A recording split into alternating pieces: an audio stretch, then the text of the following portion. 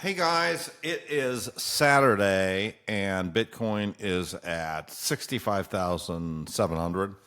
And this video is called The 10 Reasons Why You Should Be Bitcoin Only. All right, so a lot of people are saying, hey Fred, we're about to go into a bull market and you really need to go for this alt season because you're going to be able to get the same return as Bitcoin but like multiply by 2. Right? Why do you want to be in Bitcoin when you can be in these like super high octane altcoins? Well, I put together 10 reasons why I think you should just stick to Bitcoin only, and here they are. The first reason is if you look over the last over a 4-year period or longer, you will find that all altcoins go to zero against Bitcoin. Now, it's true that, over a year you can see something like Solana do really well, but, over longer periods of time, all altcoins go to zero against Bitcoin. It's inevitable. It's what happens. It's a statistical behavior. Even the darlings like Ethereum are going to zero against Bitcoin. Ethereum was against Bitcoin in 2017, and it's never reached that high again. Okay, the second reason is if you buy an altcoin and it starts going down, you are going to very quickly lose your conviction for that altcoin. And you'll probably sell it at a loss. And, we don't know the future, but if we have conviction about Bitcoin, we can withstand these dips. You're not going to get that conviction with altcoins. So that's the second reason. Now, the third reason is altcoins, unlike Bitcoin, are subject to technological change. They're a little bit like AOL gets replaced by Yahoo, gets replaced by Google. Myspace gets replaced by Facebook. There's always some new thing with altcoins. EOS was a top altcoin in 2018. And, it got replaced with Solana, and Solana is going to get replaced with Sui or some other hotter, faster, cheaper thing. So you don't want to be fighting technological change. Bitcoin doesn't have that problem. It hasn't changed very much at all since 2010. And that's fine because it doesn't need to change. The fourth reason is is time. You have a limited amount of time on this planet. There are 10,000 plus altcoins. Do you have time to study all these altcoins? Wouldn't it be better for you just to study Bitcoin and get a better understanding of the top coin? You can't possibly understand all the tokenomics and all the models and really sift through all these coins out there beyond the top 100, say.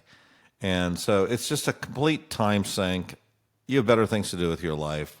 Touch grass, do something else. That's the fourth reason. The fifth reason is there's a lot of these coins that are just outright scams. And what I mean by that, I mean things like Safe Moon Coin, sounds good. It brings you to the moon safely.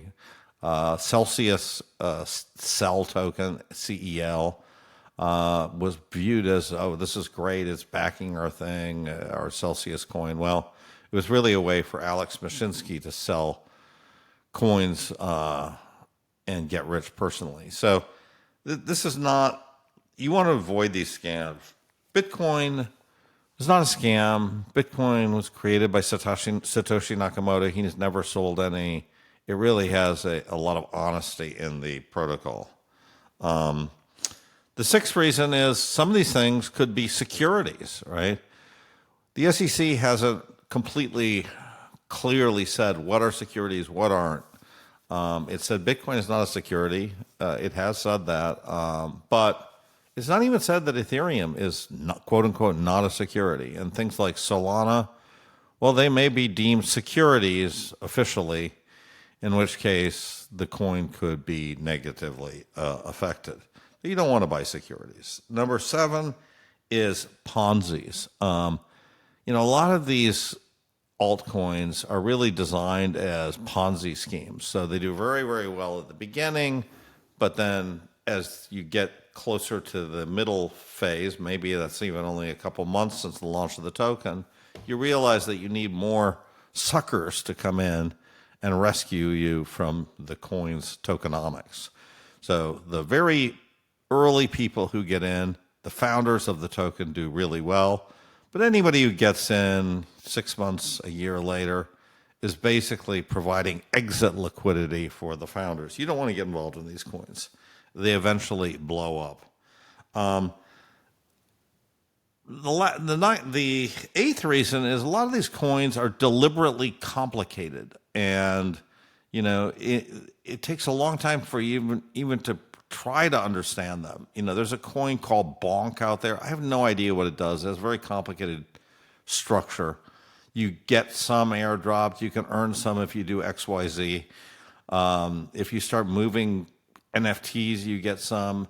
And you can spend an enormous amount of time just studying an individual coin because of the sheer complexity of the design. They're a little bit like Rube Goldberg machines.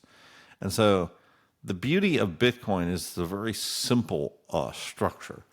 So that's the time factor. Now, the ninth reason to not buy altcoins is a lot of them, in fact, vast majority, are inflationary, right? So if you hold them for any amount of time, you realize that the token supply grows and grows and grows. And this could be because of unlocks in the founders' tokens. You look at them and you say, great, this token has 100 million outstanding. Then you wait a year and you find out that it's 200 million because some of the founders have been unlocked after a year, and the supply has doubled.